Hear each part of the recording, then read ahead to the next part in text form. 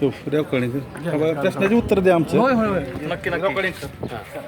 किती टाइम आहे का ऑफिसची तुमचं? पैसे 10चं टाईम आहे. 10 परवा दिवशी इथंच होतो. सगळ्यांना दाखले दिले. बरोबर आहे की ऑफिसचे टायमिंग आता आला. आता किती वाजले? बघितलं किती वाजले?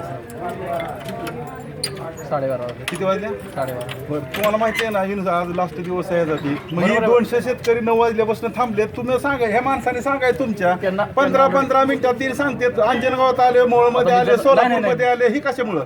बरं तुम्ही सर्व्हिस इथं राहता कुठं तुम्ही? सोलापूर. मग येऊन जाऊन ही एवढी शेतकरी सकाळी 9 वाजल्यापासून थांबलेत एका माणसासाठी कशामुळे असं त्रास देतो शेतकऱ्यांना? त्रास द्यायचा उद्देश नाही. मग? काल दिवसभर थांबलो. काल दिवसभर बंद होतं. दिवसभर राहणार सगळ्याला 4 वाजता उघडलं तुम्ही. दिवसभर बंद होतं.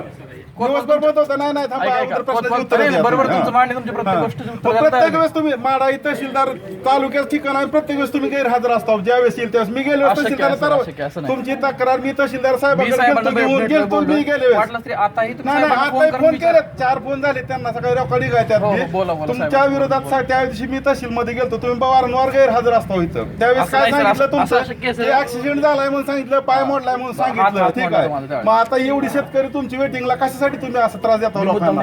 बरं त्रास मुद्दाम ऐकून घ्या. तुम्ही ऐकून घ्या.